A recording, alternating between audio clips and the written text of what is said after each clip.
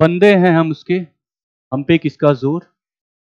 उम्मीदों के सूरज निकले चारों ओर, इरादे है फौलादी, हिम्मत हर कदम, अपने हाथों किस्मत लिखने आज चले हैं हम। तो हेलो वेरियर्स, स्टार्ट करते हैं आज first video lecture of class 12th mathematics which is relation and function for JEE Mains and advance. But video start करने से पहले कुछ मोटिवेशनल लाइन जो आपके लिए मोटिवेशनल होगा वो आपको जानना जरूरी है। जान लो तो बेहतर है, अदरवाइज कोई दिक्कत नहीं। दुनिया में दो तरह के लोग होते हैं। फर्स्ट, जो बहुत प्रैक्टिकल होते हैं। सेकंड, जो बहुत इमोशनल होते हैं। जो प्रैक्टिकल होते हैं वो हमेशा प्रॉफिट एंड लॉस देखते हैं। जो इमोशनल होते हैं उनमें भी चार कैटेगरी होता है। फर्स्ट टाइप जो पीपल होते हैं वो होते हैं जो पहले बोलते हैं बट करते नहीं हैं। दूसरे वो लोग होते हैं जो बोलने के साथ करना स्टार्ट कर देते हैं। तीसरे वो लोग होते हैं जो बोलते नहीं हैं बट कर गुजरते हैं। और चौथे जो बहुत ही ज्यादा स्पेशल होते हैं वो बहुत बड़ी बात बोल देते हैं, फिर दुनिया उनके पीछे लग जाती है, आलोचनाएं होती हैं, दुनिया उंगली करती है, गुदगुदी भी करती है, बट उसके बावजूद वो आगे बढ़ते रहते हैं। उनको यहाँ पे लगता है और ऐसे ही लोग इतिहास बना देते हैं। तो आप भी वैरियर्स हो, आपको भी इतिहास बनाना है, आपको भी अपने सपनों के पीछे भागना है, उनको चेज करना है और अपने सपनों तक पहुंचना है। जो भी आपके सपने होंगे वहां तक पहुंचो, पैशनेट हो, पैशन रखो और आगे बढ़ो। मैथमेटिक्स और फिजिक्स का जो एक स्टडी होता है वो ये होता है कि आपको दो स्टेप में जो है तैयारी करनी होती है। पहले कॉन्सेप्ट बिल्डिंग, दूसरा जो होता है वो प्रॉब्लम प्रैक्टिस। पहला स्टेप जो होता है वो सिर्फ कॉन्सेप्ट पे फोकस करना होता है, सिर्फ आपने कॉन्सेप्ट पे फोकस किया। और दूसरा स्टेप है उस कॉन्सेप्ट से रिलेटेड बहुत सारे क्वेश्चन कर लो। अब आप बोलोगे कितने क्वेश्चंस, तो उसका कोई क्राइटेरिया नहीं है। जितना ज्यादा आप क्वेश्चन करोगे उतना कॉन्फिडेंट बढ़ेगा और उतना जो है आसानी से चीजों को आप टैकल कर सकते हो। अब मेंस जो लेवल होता है वो अगर आप इस तरह सोचो कि मेंस लेवल क्या है, एडवांस लेवल क्या है, तो मैं बोल सकता हूं कि जो 12th का जो बेसिक होता है अगर आप आर डी शर्मा से पढ़ लेते हो तो 70% काम आपका मेंस हो जाता है। बट आईटी एडवांस की बात करें तो एडवांस में फॉर मैथमेटिक्स आपको बहुत ज्यादा क्वेश्चन पे प्रैक्टिस करने की जरूरत पड़ेगी। ढेरों सारे क्वेश्चन पे, कोई भी बुक मत छोड़ो, करते जाओ करते जाओ करते जाओ। टफेस्ट प्रॉब्लम लो, उसको सॉल्व करो। एडवांस को ऐसे ही क्रैक किया जा सकता है। और अगर आपकी तैयारी बहुत पहले से स्टार्ट हो जाए तो और बेहतर है। खैर, मोटिवेशनल इतना हो गया, अब आते हैं वीडियो लेक्चर पे। तो आपको पता होगा AAG, academy adviser Guru, the power of education. इसमें ये सारी जो है स्टार फैकल्टी हैं, हुसैन सर, दास सर, सलमान सर और ये मेरा नाम पढ़ लेना। और इंसान का नाम इंपॉर्टेंट नहीं होता है बट जो वो करता है काम वो ज्यादा इंपॉर्टेंट होता है। तो हम लोग काम पे फोकस कर रहे हैं, आप लोग पढ़ाई पे फोकस करो। आगे बढ़ते हैं। 12th का जो फर्स्ट बैच है उसका नाम तेजस है। तेजस का मतलब तेज बन जाना। ये तेजस, तेजस का मतलब होता है टॉप ऑफ द फ्लेम। जो फ्लेम होता है, आग का जो फ्लेम होता है उसका टॉप। तेजस का टॉप तो मीनिंग है, तो आपको भी टॉप तक ही पहुंचना है, किसी भी कॉम्पिटेटिव एग्जाम के टॉप पे, अपने माइंड के टॉप पे। तेजस बैच ज्वाइन करो और क्लास 12th मैथमेटिक्स की तैयारी मेंस और एडवांस लेवल का आसानी से हो जाएगा। तो श्योर करो अपने तरफ से कि आप सारी वीडियो लेक्चर को देखोगे, कमेंट करोगे और अपना प्यार बरसाओगे। स्टार्ट करते हैं फर्स्ट चैप्टर फंक्शन। अब बच्चों स्टार्ट करते हैं फंक्शन। फर्स्ट टाइटल है ये फंक्शन। फंक्शन स्टार्ट करने से पहले आपको रिलेशन के बारे में जानना होगा। तो रिलेशन क्या होता है? Special correspondence. पहले रूल होता है, रूल जब मॉडिफाई होता है तो रिलेशन बनता है, और जब रिलेशन मॉडिफाई होता है तो फंक्शन बनता है। रूल का मतलब करस्पॉन्डेंस भी होता है, इसको करस्पॉन्डेंस भी बोलते हैं। अब इन सब चीज को डिटेल में समझते हैं, लेकिन उसके पहले जो बुकिश लैंग्वेज है फंक्शन का डेफिनेशन वो पढ़ लेते हैं। क्या लिखा है? If for each element in a set A there is assigned a unique element of a set B, we call such an assignment a function represented by F A to B. F is a function of A and B. दो set के element को जोड़ना ये relation होता है, relation को ही modify कर दिया है तो वो फंक्शन बन जाता है। इस चीज को समझते हैं हम लोग।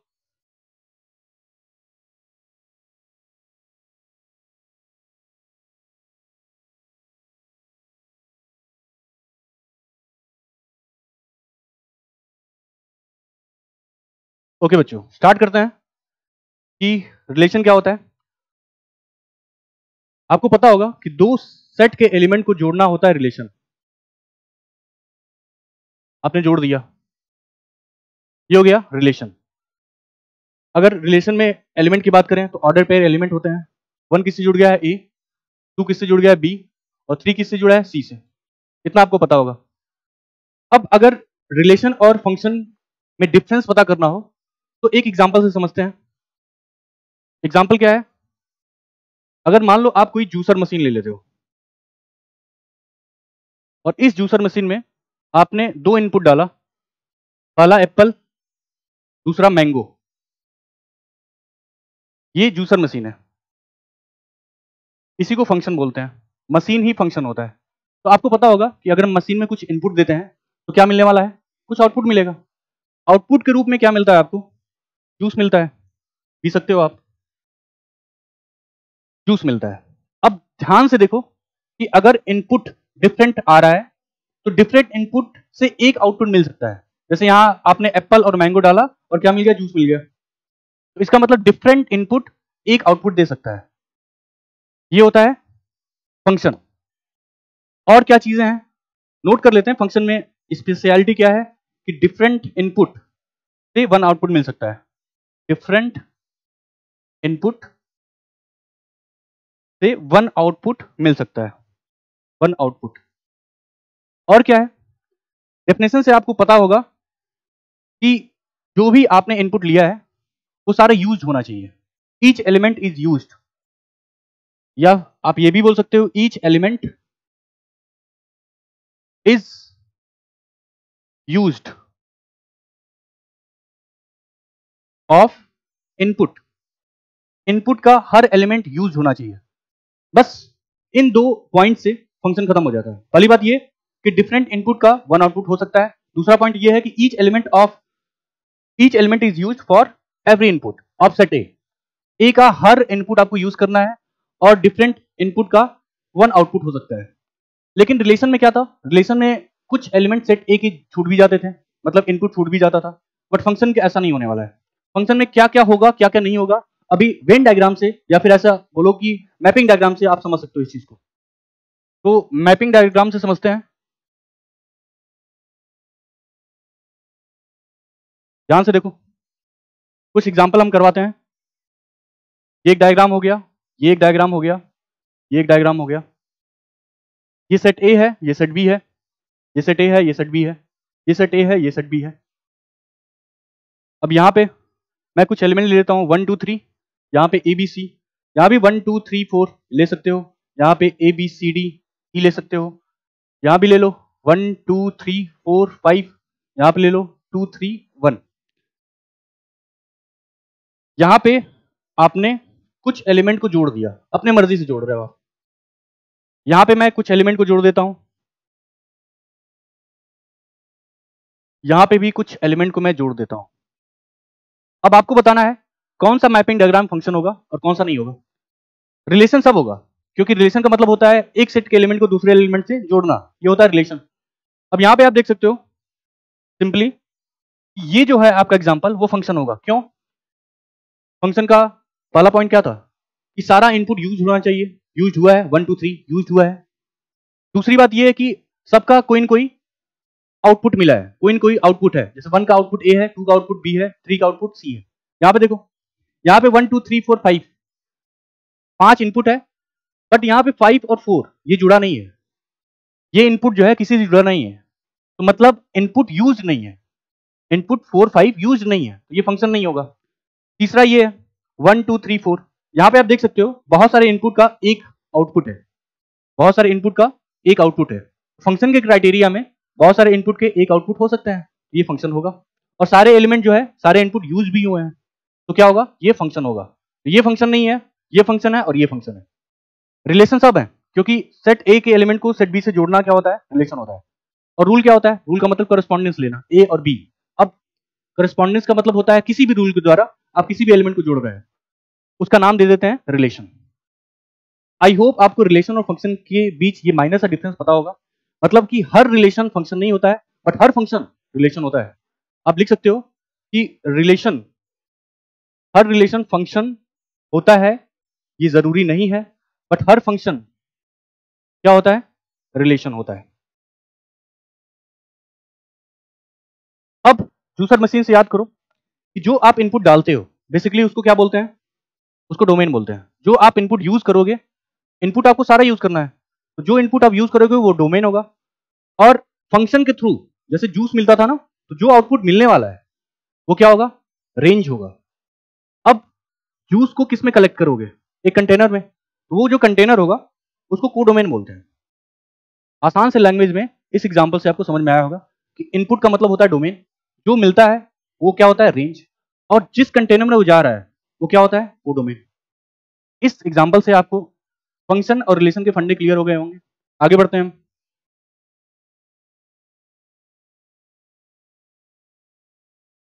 एक बार देख लेते हैं इस चीज को। यहां पे क्या है, एक सेट है, एक दूसरा सेट है।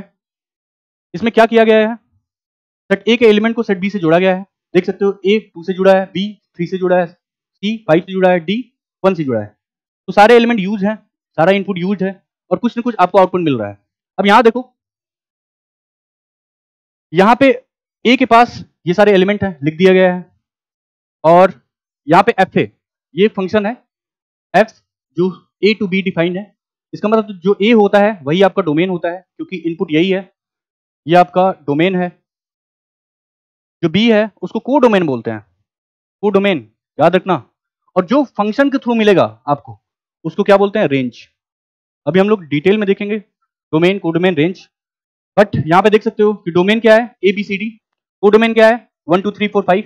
Set A domain, set B codomain, और रेंज ऑफ फंक्शन क्या है, जो एलिमेंट जुड़ा है, मतलब जिसको एरो लगा है, सेट ए से जिसको एरो लगा है सेट बी में, वो क्या होगा, रेंज होगा। तो देख सकते हो 4 को एरो नहीं लगा है, 4 रेंज का मेंबर नहीं है, 4 जो है रेंज का मेंबर नहीं है। रेंज में केवल 1 2 3 5 आ रहा है, 1 2 3 5, 1 2 3 5 ही रेंज है।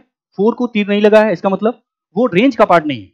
ठीक है, आगे बढ़ते हैं। ये सब चीज बकवास है, कोई मतलब नहीं है। एक चीज हमेशा याद रखना कि every element of set A has one image in set B. Image का मतलब होता है जो एलिमेंट जिससे जुड़ता है सेट बी से, तो सेट बी का जो जो जुड़ेगा वो क्या होता है, इमेज होता है। जैसे अगर यहां पे बात करें कि ए एलिमेंट का इमेज क्या है, image of A, image of A, तो क्या बोलोगे आप, इमेज ऑफ ए इज 2। इसको ऐसे भी लिखते हैं, एफ ऑफ ए इक्वल 2। तो बच्चों ये क्लियर हो गया होगा फंक्शन और रिलेशन। आगे बढ़ते हैं, ये सिंपल सी बकवास चीजें हैं, आगे बढ़ते हैं हम लोग। अब आते हैं नंबर ऑफ फंक्शन और mapping from A to B. Number of function का मतलब होता है कि कितने पॉसिबल नंबर ऑफ फंक्शंस बन सकते हैं फ्रॉम ए टू बी। तो यहां पे देख सकते हो सेट ए में कुछ एलिमेंट है, सेट बी में कुछ एलिमेंट है, तो क्या क्या पॉसिबिलिटी है। अगर हम फंक्शन के डेफिनेशन पे जाएं तो आपको ये पता होगा कि पहली बात ये है कि सारा इनपुट यूज होना चाहिए। दूसरी बात ये है कि कोई भी एलिमेंट खाली नहीं होना चाहिए। यहाँ पे सारा एलिमेंट यूज होना चाहिए, और हर एक चीज का, हर एक इनपुट का एक आउटपुट होना चाहिए। एक आउटपुट मतलब किसी एक इनपुट का 2 आउटपुट नहीं हो सकता, ये केस पॉसिबल नहीं है, ये केस पॉसिबल नहीं है। तो अगर ये केस पॉसिबल नहीं है और आपको क्या निकालना है, आपको निकालना है नंबर ऑफ फंक्शन, मतलब नंबर ऑफ मैपिंग। तो क्या करना होगा, अब आपको एक एक एलिमेंट से पूछना पड़ेगा, एक एक एलिमेंट से। जैसे आप x1 के पास गए, क्या बोलोगे आप, x1 तुम किससे जुड़ सकते हो, तो x1 बोलेगा मेरे पास इतने सारे ऑप्शन है, इतने सारे ऑप्शन है। उसके पहले आप जान लो कि a में जो है m एलिमेंट है और b में जो है n एलिमेंट है, लिखा भी होगा। लास्ट मेंबर क्या है, xm है, और यहाँ पे लास्ट मेंबर क्या है, yn है। तो सेट a के पास m एलिमेंट है, सेट b के पास n एलिमेंट है। अब x1 के पास जाओ, तो x1 कितने एलिमेंट से जुड़ सकता है, तो आप देख सकते हो y1 y2 y3 and yn। x1 के पास जो ऑप्शन है, x1 के पास जो ऑप्शन है वो कितना है, n ऑप्शन है x1 के पास। अच्छा x2 के पास जाओ, उसके पास कितने ऑप्शन है, तो x2 भी एलिमेंट से जुड़ सकता है, तो इसके पास भी कितने ऑप्शन है, n एलिमेंट। x3 के पास जाओ, x3 के पास कितने ऑप्शन है, n। आप पहुंचो xm के पास, इसके पास कितने ऑप्शन है, n। ठीक है, ये सारे ऑप्शन है, ये पॉसिबल केसेस है कि हर एलिमेंट n एलिमेंट से जुड़ सकता है, क्योंकि सबके पास n ऑप्शन है। तो अगर नंबर ऑफ फंक्शन की बात करें तो क्या होगा, x1 के पास n ऑप्शन, x2 के पास n ऑप्शन, x3 के पास n ऑप्शन, x4 के पास n option, dot dot dot, xm के पास कितने ऑप्शन है, n। ये टोटल कितने मेंबर्स हैं, m मेंबर्स। कितने मेंबर्स हैं, m मेंबर्स। तो टोटल नंबर ऑफ फंक्शन क्या होगा, n to the power m, क्योंकि n को मल्टीप्लाई करना था m टाइम्स, तो क्या होगा n to the power m। ये हो गया टोटल नंबर ऑफ फंक्शन। अगर आपको ये ना समझ में आया हो तो अगर याद करना है, सिर्फ याद करना है, तो क्या करोगे, सेट बी के पास कितने एलिमेंट है, n एलिमेंट है, सेट ए के पास कितने एलिमेंट है, m एलिमेंट है, तो बी पे पावर a चढ़ा दो। बी के पास कितने मेंबर थे, n, ए के पास कितने मेंबर है, m, ये आपका आंसर हो गया, n to the power m। तो ऐसे निकालते हैं नंबर ऑफ फंक्शन। बढ़ते हैं अगले टाइटल की तरफ। ये सब बेसिक डेफिनेशन है जिसमें मैं बहुत ज्यादा जो है टाइम नहीं लेने वाला हूं। होपफुली जो है आपको थोड़ा बहुत 11 का आइडिया होगा, तो ये सब आप कुछ जानते हो। हम लोग ज्यादा प्रैक्टिस क्वेश्चन पे करेंगे, एप्लीकेशन पे करेंगे। आगे बढ़ते हैं। तीसरा जो है ग्राफिकल रिप्रेजेंटेशन ऑफ फंक्शन। अब ग्राफिकल रिप्रेजेंटेशन ऑफ फंक्शन क्या है, फंक्शन को ग्राफ से कैसे डिनोट करते हैं। तो एक होता है वर्टिकल लाइन टेस्ट, ये नाम आपको पता होगा, वर्टिकल लाइन टेस्ट। मैंने फंक्शन में ये बताया है कि एक इनपुट का दो आउटपुट नहीं हो सकता। अब मैं कुछ ग्राफ बना देता हूं, हालांकि ग्राफ का भी बेसिक आइडिया आप लोगों को नहीं होगा, अगर है तो बहुत बेहतर है। जैसे मैं ये ग्राफ बना दिया, अब इस ग्राफ को ध्यान से देखो। अगर मैं ये कहूं कि एक वर्टिकल लाइन मैं ड्रॉ करूं, तो क्या दिखेगा आपको, ये x है आपका, इस x के करस्पॉन्डिंग आपके पास दो y मिला है, एक y1 ऊपर, एक y2 नीचे। ये तो पता होगा ना कि जो हॉरिजॉन्टल लाइन होता है वो x होता है, जो वर्टिकल होता है वो y होता है। तो यहां एक x के करस्पॉन्डिंग, इसको x1 नाम दे दो, एक x के करस्पॉन्डिंग दो y की वैल्यू है। आप देख सकते हो कि f ऑफ x1 कितना है, y1, और f ऑफ x2 कितना है, x2 नहीं, x1 ही है। फिर से देख लो,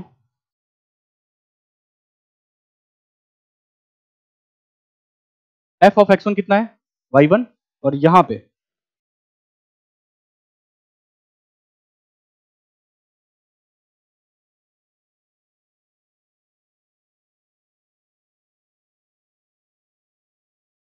ये f ऑफ x1 ही है। ये भी क्या है, y2 है।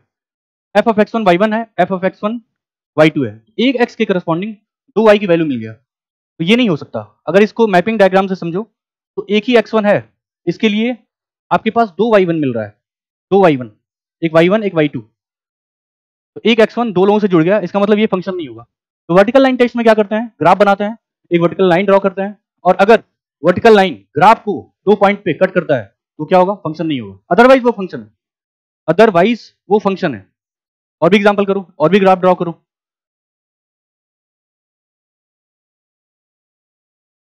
यहाँ पे देखो कुछ और ग्राफ ड्रॉ करते हैं, जैसे ये क्या है, y इक्वल एक्स स्क्वायर, और ग्राफ ड्रॉ करते हैं। ये क्या है, y इक्वल एक्स क्यूब, और ग्राफ ड्रॉ करते हैं। खेलो ग्राफ के साथ, मजा आएगा। ये मॉड एक्स का ग्राफ है, और भी करते हैं।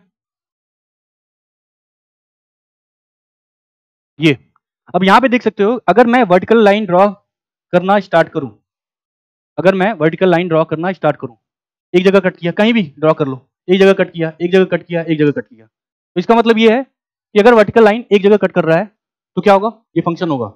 और अगर एक से ज्यादा पॉइंट पे कट किया तो क्या होगा, फंक्शन नहीं होगा। बस इतना ही जानना है। एक x के करस्पॉन्डिंग अगर दो y की वैल्यू मिलती है तो फंक्शन नहीं होगा, क्योंकि यूनिक इमेज मिलना चाहिए। हर इनपुट के लिए करस्पॉन्डिंग एक यूनिक मतलब वन इमेज मिलना चाहिए। तो यहाँ पे दो इमेज मिल रहा है तो ये फंक्शन होगा, या यहाँ पे सिर्फ एक इमेज है तो फंक्शन होगा, और जहां पे दो इमेज मिल रहा है वो फंक्शन नहीं होगा। आगे बढ़ते हैं, अगली स्लाइड की तरफ चलते हैं। Wavy curve method to solve inequality, ये सबसे ज्यादा इंपॉर्टेंट है। यहां से आप शुरुआत मान सकते हो फंक्शन का, और यहां से क्वेश्चंस बनना स्टार्ट हो जाएगा। अगर ये जानते हो तो कम से कम डोमेन रेंज का थोड़ा बहुत आइडिया लेना स्टार्ट हो जाएगा यहीं से। हालांकि डोमेन रेंज को मास्टर करने के लिए आपको और भी बहुत सारी जो है मेथड को जानना होगा। खैर अभी वेबी कर्व मेथड, अब ये क्या है, यहाँ पे इनइक्वालिटी को सॉल्व करने के लिए वेबी कर्व मेथड यूज किया जाता है। जैसे आपको पता होगा कि 3 ग्रेटर देन 2 होता है, या बचपन से जान रहे होगे। अगर मैं माइनस से मल्टीप्लाई कर दूं, ये सिंपल चीजें हैं बट एक बार बता देता हूं, तो क्या होगा, इनइक्वालिटी बदल जाता है। अगर मैं इसका रेसिप्रोकल कर दूं, इसी टर्म का रेसिप्रोकल कर दूं, तब भी क्या होगा, इनइक्वालिटी बदल जाएगा। तो इसका मतलब ये है कि 2-3 पॉइंट आपको इनइक्वालिटी के लिए पहले से पता होगा, क्लास 11 की चीजें हैं। बट यहाँ पे आपको वेबी कर्व मेथड में अगर आपको इक्वेशन को सॉल्व करना है और इक्वेशन के साथ इनइक्वालिटी आ रहा है, तो आपको क्या करना पड़ेगा, आपको इस मेथड का यूज करना पड़ेगा। अब ये मेथड क्या है, इसमें करते क्या है, मैं डेफिनेशन पार्ट में नहीं जा रहा हूं क्योंकि वो क्लास 11th में आप पढ़े होंगे। जैसे एग्जांपल से स्टार्ट करते हैं। आपके पास अगर x - 1 है, ये सारे फैक्टर हैं, x - 2 है, आगे x - 3 है, x - 4 है। मान लो आपको इस इनइक्वालिटी को सॉल्व करना है। ये एक एक्सप्रेशन है जो ग्रेटर देन और इक्वल टू क्या है, 0 है। इसको सॉल्व करना है। सॉल्व करने के लिए क्या करना पड़ेगा, आपको नंबर लाइन ड्रॉ करना पड़ेगा। पहली बात, नंबर लाइन ड्रॉ करो। देखो कुछ एक चीजें ऐसी हैं जो आपको जान लेना चाहिए इसके पहले, वो ये है कि आपको अंतर आत्मा से आवाज आनी चाहिए कि फंक्शन कब डिफाइन हो सकता है, कब डिफाइन नहीं हो सकता है। जैसे मैंने बोला कि मान लो कोई फंक्शन है इस तरह, y = 1/x या y = 1/x - 1। तो x की वैल्यू अगर मैं 0 ले लूं यहाँ पे, तो क्या होगा, 1/0। x की जगह 0 ले लूं तो 1/0। 1/0 क्या होता है, अनडिफाइन होता है। ये चीजें अनडिफाइंड हो गई, अनडिफाइंड। तो कोई भी चीज अनडिफाइंड हो तो उसको मैथमेटिकली जो है हम इग्नोर करते हैं। मैथमेटिकली जो है आप उस चीज को इग्नोर करते हो। इग्नोर होना भी चाहिए क्योंकि 1/0 का मतलब इनफाइनाइट होता है। इनफाइनाइट कोई रियल वैल्यू नहीं होता है, वो एक इमेजिनरी वैल्यू होता है। तो ये चीजें पॉसिबल नहीं है। सेम चीज अगर मैं यहाँ देखूं, यहाँ पे, तो अगर यहाँ पे x = 1 ले लें तो क्या होगा, 1/0 बनेगा, जो एक बार फिर इनफाइनाइट देगा। तो ये चीजें आप नहीं ले सकते हो। इसका मतलब x = 1 नहीं ले सकते, यहाँ पे x = 0 नहीं ले सकते। एक और चीज देखो, अंडर रूट अगर x है और x निगेटिव हो जाए, जैसे अंडर रूट -4, अंडर रूट -4 क्या होगा, अनडिफाइन होगा, क्योंकि रूट में क्या होता है, नेगेटिव चीजें डिफाइन नहीं होती है। तो बस अंतर आत्मा से ये आवाज आनी चाहिए कि कब चीजें डिफाइन है, कब चीजें डिफाइन नहीं है। ये छोटी मोटी बातें हैं, आगे बढ़ते हैं।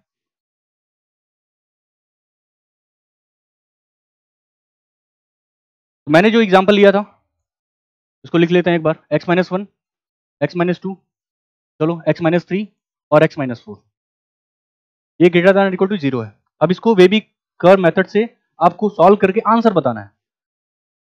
तो देखो करना क्या होता है कि जितने भी टर्निंग पॉइंट है, यहाँ पे x - 1 एक फैक्टर है, तो यहाँ से टर्निंग पॉइंट क्या होगा, x = 1।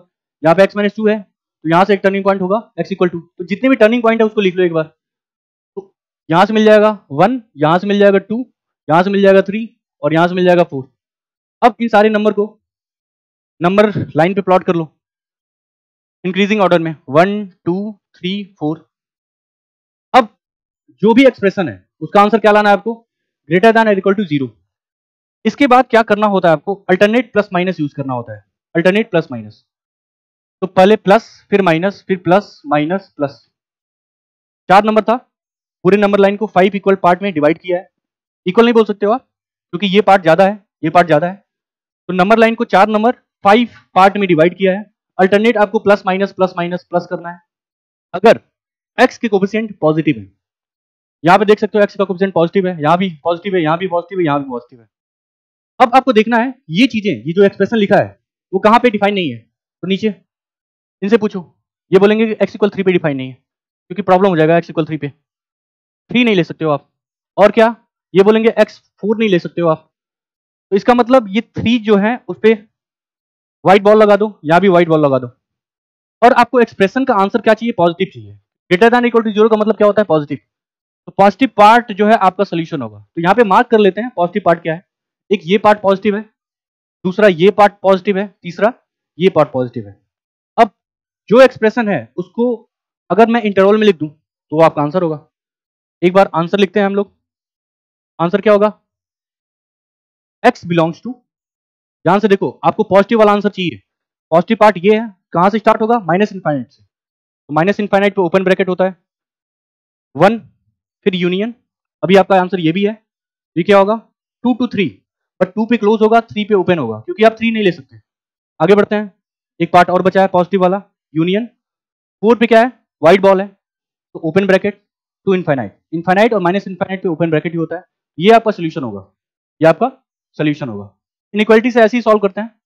ये एक्सप्रेशन को एक बार देखो, एक्सप्रेशन क्या है, पॉजिटिव है नेगेटिव है वो देखो, नंबर लाइन पे प्लॉट करो, देखो कौन सी वैल्यूज इनवैलिड हो सकता है, अनडिफाइन हो सकता है, वो जानने के बाद नंबर लाइन पे नंबरों को रखो और रीजन देख लो, आपको पॉजिटिव चाहिए या फिर नेगेटिव चाहिए।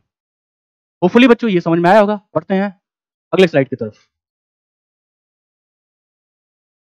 डोमेन, डोमेन क्या होता है, जो आप इनपुट देख सकते हो उसका कलेक्शन क्या होता है डोमेन।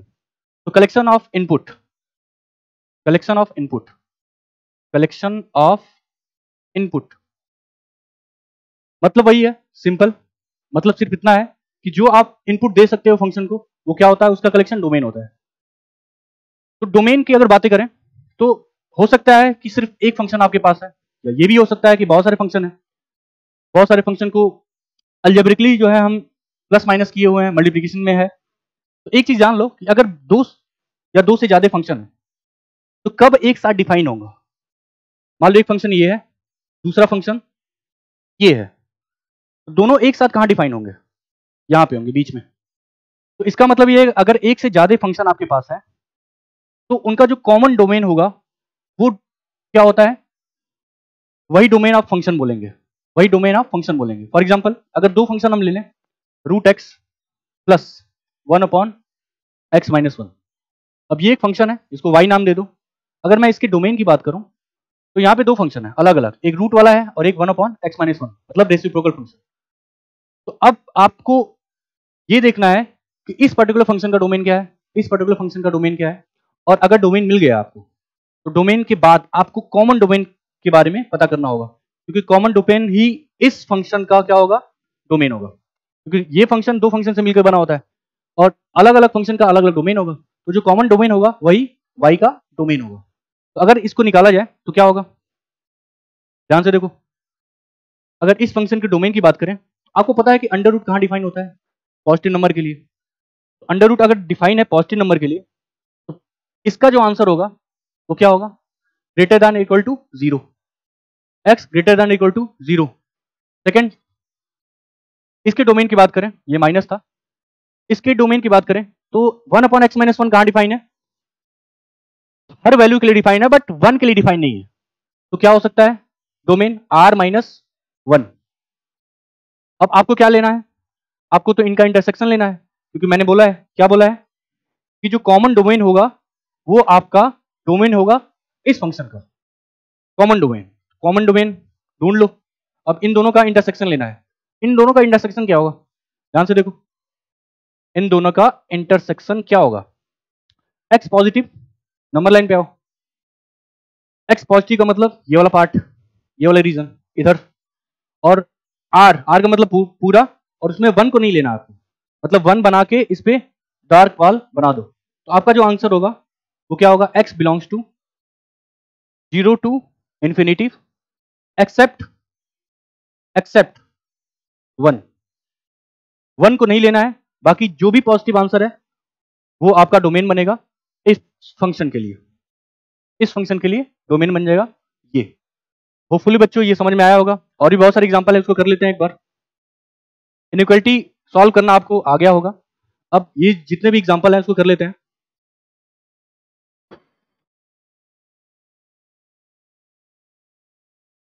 तो करते हैं ये सारे प्रॉब्लम्स। पहला क्या है, पहला ये y equal under root f(x-3). अब आपको पता होगा कि जो भी अंडर रूट होता है वो पॉजिटिव वैल्यू के लिए डिफाइन होता है, तो इसको पॉजिटिव बना लेते हैं, जो भी इनपुट है उसको पॉजिटिव बना लो। तो 5x-3 क्या होगा, इसको पॉजिटिव कर लो, यहाँ से 5x क्या होगा, 3 को उधर लेके जाओ तो यहाँ 3 हो जाएगा, तो x क्या होगा, ग्रेटर देन इक्वल टू 3/5। अब आंसर लिखना है, इसको इंटरवल में लिख दो, x बिलोंग्स टू कितना, 3/5 से लेके इनफाइनाइट, ये आपका आंसर हो जाएगा। ठीक है, होपफुली बच्चों ये समझ में आया होगा। आगे बढ़ते हैं, और भी बहुत सारे एग्जांपल हैं उसको समझते हैं। ये बहुत छोटी छोटी चीजें चल रही हैं अभी, मैं इसको बहुत ज़्यादा डिटेल में लेके नहीं जा रहा हूँ क्योंकि इनइक्वालिटी आपको सॉल्व करना पता होगा, 11th में बताया गया होगा। बट यहाँ पे बस आइडिया ये रखना है कि कब डिफाइन होगा, कब डिफाइन नहीं होगा। जहाँ डिफाइन होगा वो फंक्शन का डोमेन होगा, जहाँ पे डिफाइन नहीं है उसको रियल नंबर में से माइनस कर देंगे। एग्जाम्पल अगला, y इक्वल क्या है 1/x-1 और क्या है x-2। तो सिंपल, हर जगह ये डिफाइन है बट प्रॉब्लम इसको 1 पे और 2 पे है। तो डोमेन डायरेक्ट लिखो, क्या होगा 1 and 2, रियल नंबर माइनस 1 2। 1 2 क्या है, करली ब्रैकेट में लेना है, 1 2 करली ब्रैकेट में, इसको ओपन या क्लोज ब्रैकेट में नहीं लेना है क्योंकि यहाँ पे सिर्फ 2 एलिमेंट है। इस क्वेश्चन का जो डोमेन हो जाएगा वो ये होगा। आगे बढ़ते हैं। अगला अगला बच्चों ये है y इक्वल 3 और यहाँ पे क्या है, ये क्यूबिक रूट है, 3 अंदर है, 5x-3। अब इसको निकालने के लिए देखो चीजें कहाँ डिफाइन हो सकती हैं, कहाँ डिफाइन नहीं हो सकती है। इसके लिए एक आइडिया ये है कि अगर ये स्क्वायर रूट होता तब क्या करते आप करते 5x-3, इसको ग्रेटर देन इक्वल टू 0 कर लेते हैं, ये कर लेते हैं आप। बट यहाँ पे क्यूबिक रूट है, तो याद रखना जब भी क्यूबिक रूट आए मतलब ऑड अगर रूट आए, ऑड 3 आया, 5 आया, 7 आए, 9 आए, 11 आए, तो आपको डोमेन निकालने के लिए क्या करना होता है, सिर्फ अंदर वाले फंक्शन का डोमेन निकाल दो, अंदर वाले फंक्शन का डोमेन निकाल दो, वही आपका डोमेन हो जाएगा। कैसे, यहाँ पे क्या है, ऑड है, ऑड का मतलब 3 है ऑड, तो ऑड के लिए क्या करेंगे, जो अंदर वाला फंक्शन है आपका उसका डोमेन निकाल दो। अंदर वाला फंक्शन क्या है 5x-3, इसका डोमेन क्या होगा, इसका डोमेन ऑल रियल नंबर, कुछ भी x रख लो, कोई ना कोई रियल वैल्यू एग्जिस्ट कर जाएगी, तो इसका डोमेन क्या होगा r। बस इसका आंसर। अगर इसको और डिटेल में देखना चाहते हो तो थोड़ा सा हम लोग इस पे आते हैं।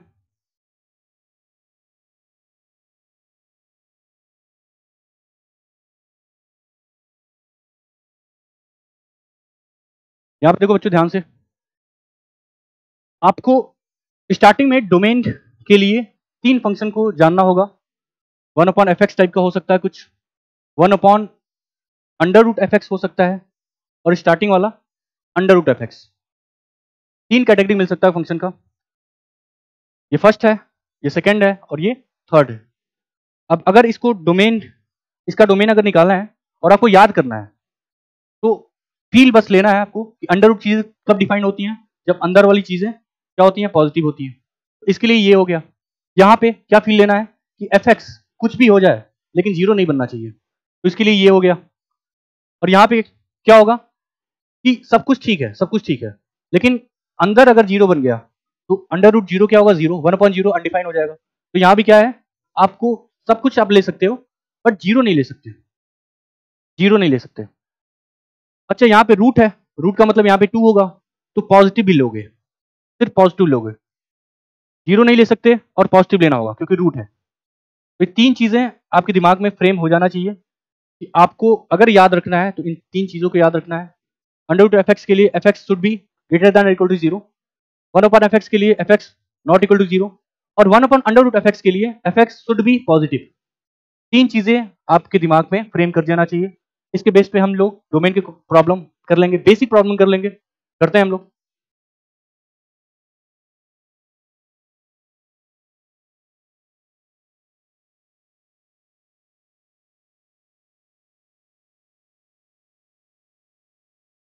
अब यहाँ पे ये क्वेश्चन क्या बोल रहा है, 1/3 3 क्यूबिक रूट है। तो मैंने बताया था कि यहाँ पे 0 नहीं बनना चाहिए, इसका मतलब x-1 को पॉजिटिव होना पड़ेगा। बट आप खुद सोचो कि ये क्यूबिक रूट है, अंदर अगर निगेटिव नंबर भी मिलता है तो क्यूबिक को कोई प्रॉब्लम नहीं है। फॉर एग्जाम्पल जैसे √-8, इसका आंसर क्या होगा माई, अगर यहाँ पे क्यूबिक रूट ले लें मतलब 3 है, तो आप इसको लिख सकते हो ऐसे, इस माइनस को गैप करो पहले, क्या लिख सकते हो इसको लिख सकते हो -2 इंटू -2 इंटू -2। अब यहाँ से ये क्यूबिक रूट है तो -2 आपका आंसर है।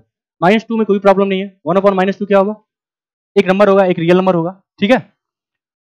इसका मतलब ये तो आपको लेना ही लेना है, बट और क्या लेना है, आपको ये भी लेना है, x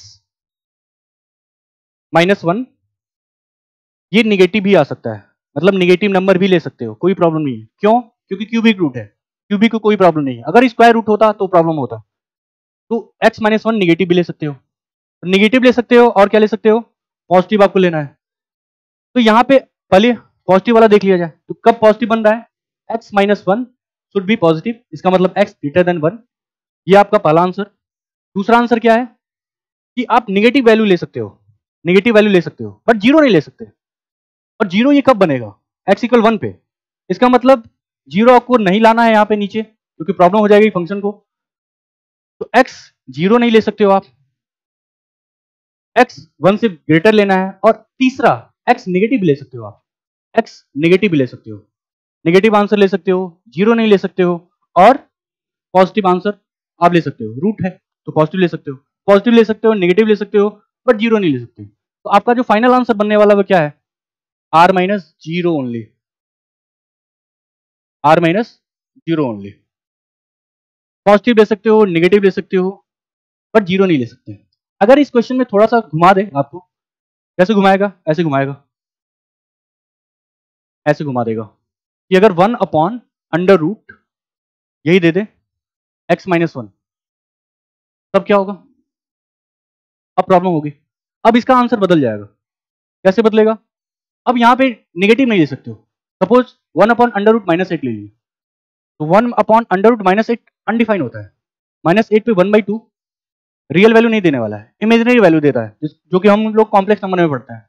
ये डिफाइन नहीं होगा। ये कब डिफाइन होगा, ये x-1 पॉजिटिव के लिए डिफाइन होगा, x-1 पॉजिटिव के लिए डिफाइन होगा, क्योंकि रूल यही है, x क्या होगा, ग्रेटर देन 1। अब इसका आंसर अगर लिखना है तो क्या होगा, x belongs to 1 to infinity. अब 1 पे क्लोज नहीं लगा सकते, क्यों, क्योंकि ग्रेटर है, इक्वल नहीं है, तो आपको क्लोज को गायब करना पड़ेगा, गायब कर देते हैं। क्लोज की जगह क्या होगा, ओपन होगा, ओपन लिख देते हैं। ये आपका आंसर हो गया। थोड़ा सा क्वेश्चन चेंज हुआ, आंसर बदल गया। तो डोमेन में बहुत ही सावधानी भी रखनी पड़ती है कि कब वो डिफाइन होगा, कब डिफाइन नहीं होगा, ये आपको अपने अंतरात्मा से भी पूछना पड़ेगा कभी कभी। होपफुली बच्चों ये सब समझ में आया होगा। एक और क्वेश्चन करते हैं, ये वाला, ये बहुत ही अच्छा प्रॉब्लम है, एक बार कर लेते हैं हम लोग।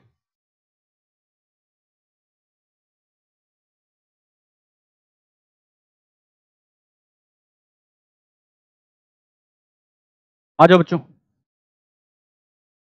ये प्रॉब्लम करते हैं। प्रॉब्लम क्या है, y equal under root of 1 minus 5 पे x। अब यहाँ पे डोमेन और इनइक्वालिटी सारा यूज हो जाएगा, 7 पे -x और -7 है, ठीक है। तो फंक्शन है, उसमें क्या है, अंडर रूट है। तो अगर अंडर रूट है तो अंडर रूट क्या बोलता है कि मैं तो तभी डिफाइन होता हूँ जब मेरे अंदर की चीजें पॉजिटिव होती है, तो पॉजिटिव बना देते हैं। पहला स्टेप क्या होगा, इसको पॉजिटिव बनाओ, 1 माइनस 5 पे पावर x अपॉन 7 पे पावर -x-7, इसको क्या करना पड़ेगा, पॉजिटिव लेना पड़ेगा। अब आपको देखना पड़ेगा कि ऊपर वाला ये भी एक फंक्शन है, नीचे वाला भी एक फंक्शन है, तो चीजें कब डिफाइन हो रही हैं और कब डिफाइन नहीं हो रही। अब यहाँ पे आप देख सकते हो, इसका टर्निंग पॉइंट देखो, क्योंकि डिफाइन अनडिफाइन चीजें तभी पता चलता है जब हम लोग टर्निंग पॉइंट ढूंढते हैं। एक बार टर्निंग पॉइंट देखते हैं हम लोग, इसके लिए हम लोगों को थोड़ा व्हाइट पेज पे आना पड़ेगा।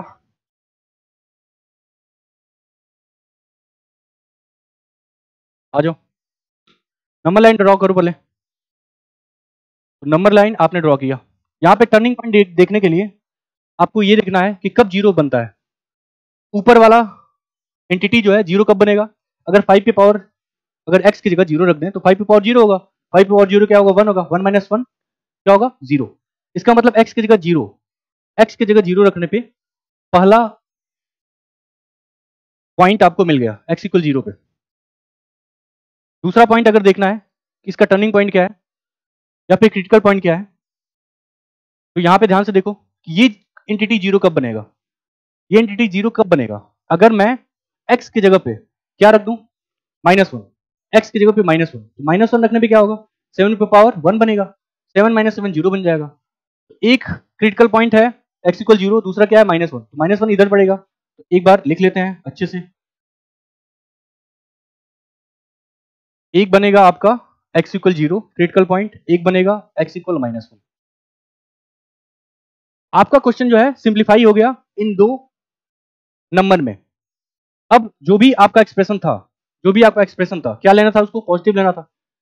तो जब आपने नंबरों को नंबर लाइन पे रिप्रेजेंट कर दिया, उसके बाद क्या करना है आपको? अल्टरनेट प्लस माइनस करना है। तो प्लस माइनस ले लेते हैं, ये हो गया प्लस, ये हो गया माइनस, ये हो गया प्लस। अब यहाँ पे देखो एक्सप्रेशन क्या है? पॉजिटिव है, तो पॉजिटिव लेना है आपको। तो पॉजिटिव ये एरिया हुआ और इधर ये एरिया हुआ। अब आपको आंसर लिखना है। आंसर लिख दो। आंसर क्या होगा? x belongs to minus infinite से लेके -1। अच्छा -1 देखो, -1 यहां आप ले रहे हो नीचे वाली क्वांटिटी पे, तो ये क्या है? यहाँ पे व्हाइट बॉल बनेगा, क्योंकि नीचे वाला कभी जीरो नहीं बनेगा। जीरो बन जाएगा तो प्रॉब्लम है, तो यहाँ पे व्हाइट बॉल भी लेना पड़ेगा। इसका मतलब माइनस इनफाइनाइट से आप पाओगे -1 तक, -1 पे ओपन यूनियन x इक्वल 0 ले सकते हो आप, न्यूमरेटर में है, कोई प्रॉब्लम नहीं है। 0 टू इनफाइनाइट, ये आपका सोल्यूशन पार्ट है। होपफुली बच्चों आपको समझ में आया होगा। पहला एक्सप्रेशन था, एक्सप्रेशन को आपने नंबर लाइन पे देखा, ढूंढा क्रिटिकल पॉइंट, उसके बाद अल्टरनेट प्लस माइनस प्लस किया, फिर आपको एक्सप्रेशन का आंसर पॉजिटिव चाहिए था, तो आपने पॉजिटिव रीजन को सेलेक्ट किया और आपने आंसर लिख दिया। इतना ही सिंपल है। आगे बढ़ते हैं हम लोग।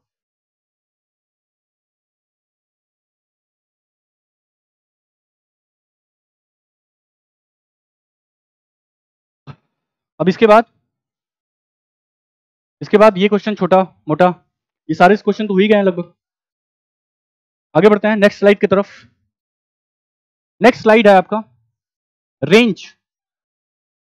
रेंज क्या होता है?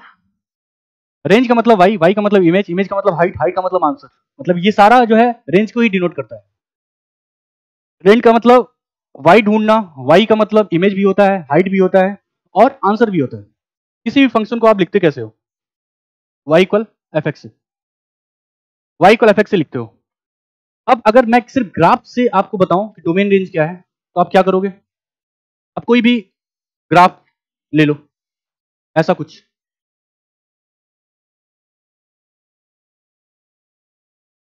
ये ग्राफ आपने ले लिया, मान लिया कि ये आपका ग्राफ है और इस ग्राफ से आपको डोमेन रेंज कैलकुलेट करना है। ग्राफ में कुछ और इंफॉर्मेशन ऐड करते हैं।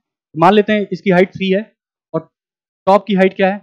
5 है, और यहाँ पे x की वैल्यू भी सेलेक्ट कर लेते हैं। मान लेते हैं यहाँ x 1 से लेके 10 तक डिफाइन है, ठीक है। तो अब देखते हैं कि ये ग्राफ है और ग्राफ का एक्सपेंशन कहाँ है। ग्राफ का x एक्सिस पे एक्सपेंशन होता है डोमेन, ग्राफ का y एक्सिस पे एक्सपेंशन होता है रेंज। तो डोमेन आप देख सकते हो, अगर ग्राफ कंटिन्यूअस है, यहाँ पे देख सकते हो ग्राफ कंटिन्यूअस है, कहीं ब्रेक नहीं है, तो अगर ग्राफ कंटिन्यूअस है तो डोमेन और रेंज, ग्राफ का x एक्सिस पे एक्सपेंशन जो होता है वो डोमेन होता है, ग्राफ का y एक्सिस पे एक्सपेंशन क्या होता है? रेंज होता है। तो यहाँ पे देख सकते हो क्या है? कंटिन्यूअस है। तो डोमेन अगर लिखना है तो डायरेक्ट ग्राफ का x एक्सिस पे एक्सपेंशन क्या है? 1 से लेके 10 तक, तो डोमेन हो जाएगा 1 से लेके 10। और रेंज क्या हो जाएगा? रेंज हो जाएगा y एक्सिस पे एक्सपेंशन देख लो, ग्राफ बॉटम से लेके टॉप तक कहाँ गया है? तो 3 से लेके 5 तक गया है, तो रेंज हो जाएगा 3 से लेके 5। ये तब जब ग्राफ कंटिन्यूअस है। बट अगर ग्राफ कंटिन्यूअस नहीं है तब क्या करोगे? तब डोमेन और रेंज के लिखने का तरीका बदल जाएगा। कैसे बदलेगा? देखो,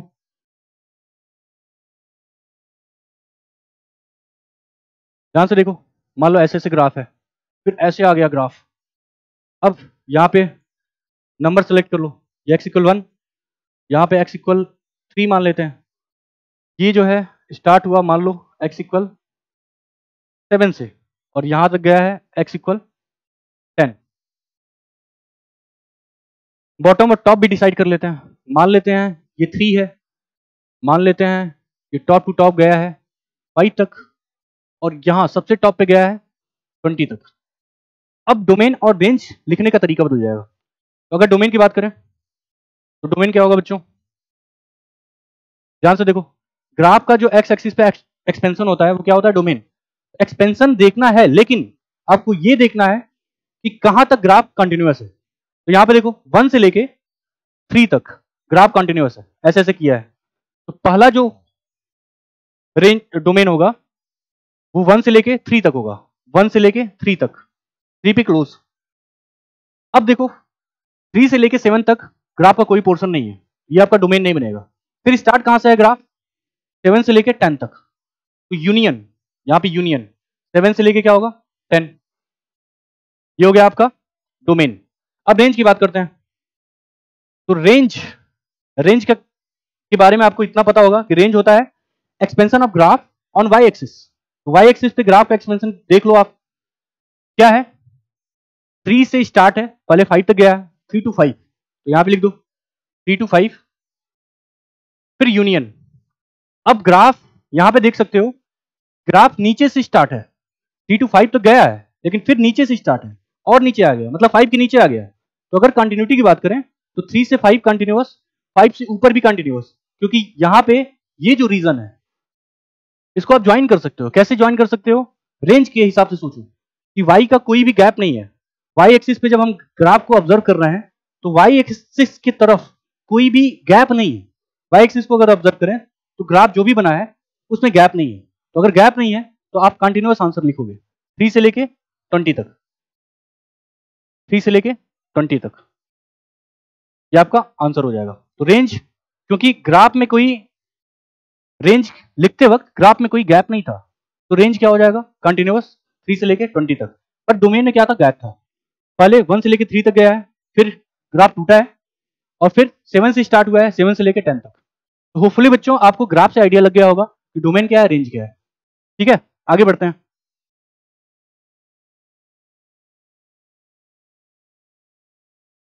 आगे बढ़ते हैं। तो रेंज के बारे में भी आइडिया लग गया होगा। अब कुछ एक फंक्शन है जिनके बारे में आपको ये आइडिया होगा कि उनका डोमेन क्या है, रेंज क्या है। जैसे अगर बात करें हम y इक्वल एक्स स्क्वायर का, तो आपको पता है कि x के नाम पे कुछ भी ले लो, वो क्या होगा? वैलिड होगा। y को कोई प्रॉब्लम नहीं है। अगर 1 रखोगे तो भी कोई प्रॉब्लम नहीं, आंसर 1 होगा। -1 रखोगे तो भी आंसर 1 होगा। अगर आप लेते हो यहाँ पे -1/2, क्या होगा? 1/4 होगा। तो कोई भी x की ऐसी वैल्यू नहीं मिल रही है जिसके लिए ये फंक्शन अनडिफाइन होगा। तो डोमेन क्या होगा? डोमेन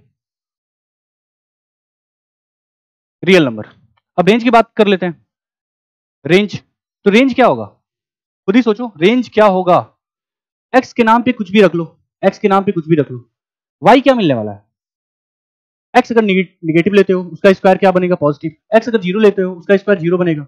और x अगर पॉजिटिव लोगे तो आंसर क्या मिलेगा? पॉजिटिव। निगेटिव लेने पे आंसर पॉजिटिव, जीरो लेने पे आंसर जीरो, और पॉजिटिव लेने पे आंसर पॉजिटिव। मतलब आपको आंसर या तो जीरो मिल रहा है या फिर पॉजिटिव मिल रहा है, और पॉजिटिव मिल रहा है। कुछ भी रख लो आप x के नाम पे, या तो आंसर जीरो मिलेगा या तो पॉजिटिव होगा। तो इसका मतलब अगर रेंज लिखना है तो रेंज क्या होगा एक्स स्क्वायर का? जीरो से लेके इनफाइनाइट तक। ये कुछ छोटे मोटे एग्जांपल हैं, अभी बहुत सारे एग्जांपल हम लोगों को करना है डोमेन और रेंज पे। तो होपफुली बच्चों यहाँ पे समझ में आया होगा, इतना समझ में आया होगा। अब इसके बाद आगे बढ़ेंगे। ये जो है इंपॉर्टेंट स्लाइड है, रेंज ऑफ। अभी हम लोग डोमेन और रेंज के बहुत सारे प्रॉब्लम करेंगे, उसका एक सेपरेट वीडियो जो है बनेगा और वो अपलोड होगा।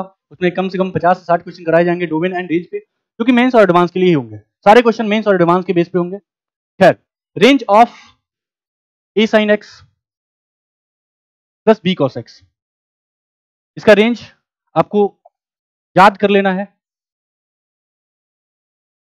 क्या होगा इसका range? Under root of minus of, just second बच्चों, जस्ट अ सेकेंड,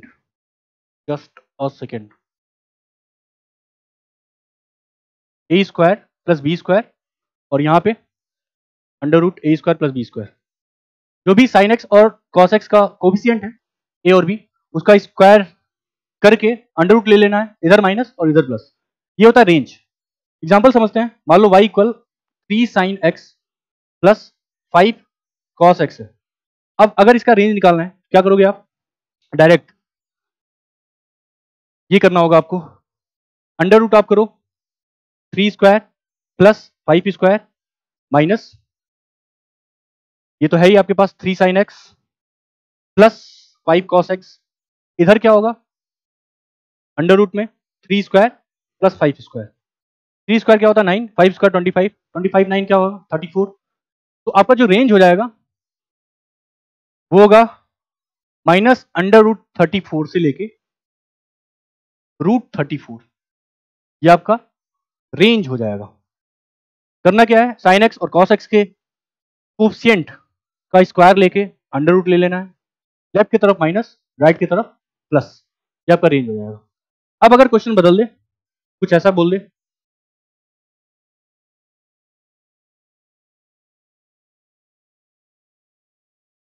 कुछ इस तरह कि y equal 3 sin x minus 4 cos x plus 10। तो इसके बारे में तो आपको पता होगा, अभी आपने जाना कि इसका रेंज क्या होता है। इसका रेंज क्या होगा, इसका रेंज हो जाएगा, डायरेक्ट हम करते हैं, under root minus 3 square plus minus 4 का square to under root 3 square plus minus 4 का स्क्वायर। ये हो गया इस पार्ट का रेंज, और प्लस 10 भी करना है आपको। अब यहां पे देखो, ये क्या होगा, 3 का स्क्वायर और 4 का स्क्वायर 16 9 25, अंडर रूट से बाहर आएगा तो 5 होगा। ये हो गया -5 टू 5 और प्लस 10। अब ये एक इंटरवल है और ये एक कांस्टेंट टर्म है। कांस्टेंट टर्म हर इंटरवल में ऐड कर दो, इधर क्या होगा, -5 प्लस 10 प्लस 5 और 5 प्लस 10 15। तो ऐसे हम लोग रेंज निकालते हैं इस स्टैंडर्ड फंक्शन का, a sin x plus b cos x। याद रखना जो आर्गुमेंट है x ये सेम होना चाहिए। सेम अगर नहीं है तो उसके लिए हम लोग अलग मेथड यूज करते हैं। खैर जब डोमेन रेंज के प्रॉब्लम सॉल्व कराएंगे उसमें आप सीख लोगे। आगे बढ़ते हैं, next slide, classification of function. ये आज का लास्ट स्लाइड है बच्चों, थोड़ा जल्दी से देखते हैं क्योंकि ये सारे जो स्टैंडर्ड फंक्शन है इनका ग्राफ, इनके डोमेन रेंज, इन पे बेस्ड क्वेश्चंस ये हम लोग अगले वीडियो लेक्चर में करेंगे। तो अभी बस ये जान लो कि जितने भी प्रकार के फंक्शन होते हैं, जितने भी प्रकार के फंक्शन होते हैं वो या तो अलजेब्रिक होंगे या तो ट्रांसेंडेंटल होंगे, या तो अलजेब्रिक होंगे या ट्रांसेंडेंटल होंगे। ये स्पेशल टाइप ऑफ फंक्शन है जिसको पीस वाइज फंक्शन बोलते हैं। पीस वाइज का मतलब होता है अलग अलग टुकड़ों में डिवाइड करके फंक्शन को डिफाइन करना।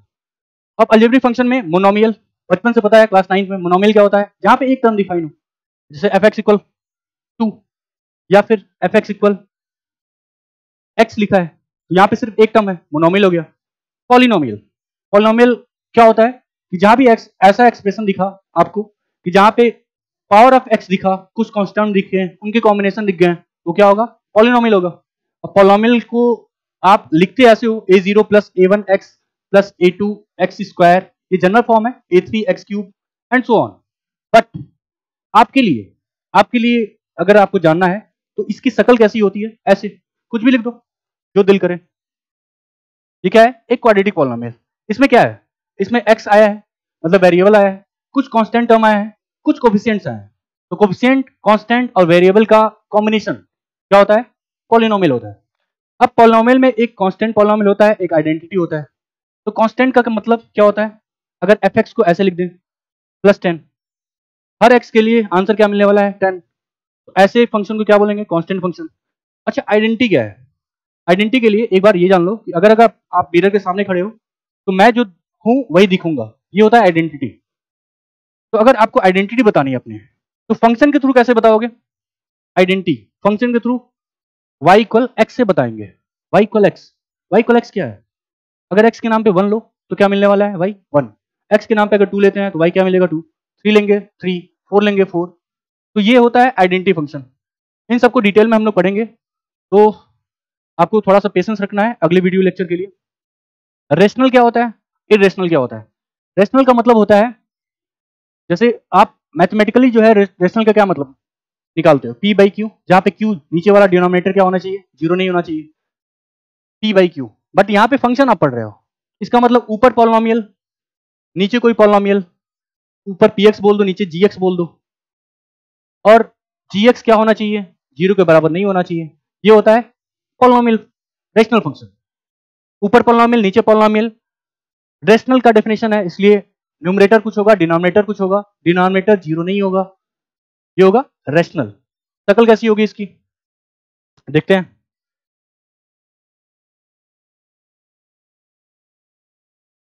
रेशनल फंक्शन की शक्ल कैसी होगी, तो ऐसी होगी। कोई रेशनल फंक्शन अगर आपको लिखना है तो ऊपर कोई पॉलिनोमियल लिख दो और नीचे कोई पॉलिनोमियल लिख दो। ऊपर क्या है, क्वाड्रेटिक है, नीचे क्या है, लीनियर है, तो क्या होगा, रेशनल फंक्शन। इररेशनल फंक्शन लिखना है, इररेशनल का मतलब क्या होता है, कुछ रूट रूट में आ जाए। तो एफ एक्स इक्वल, अगर रूट में कुछ लिख दिए और नीचे कुछ लिख दिए, कुछ भी लिख दो, 10x ही लिख दो। ऊपर क्या है, एक फंक्शन है जो रूट में आ गया और नीचे क्या है, एक पॉलिनोमियल है। ऊपर इरेशनल फंक्शन, नीचे रेशनल फंक्शन, कॉम्बिनेशन क्या होगा? इरेशनल। तो ये होंगे इरेशनल फंक्शन। आगे बढ़ते हैं।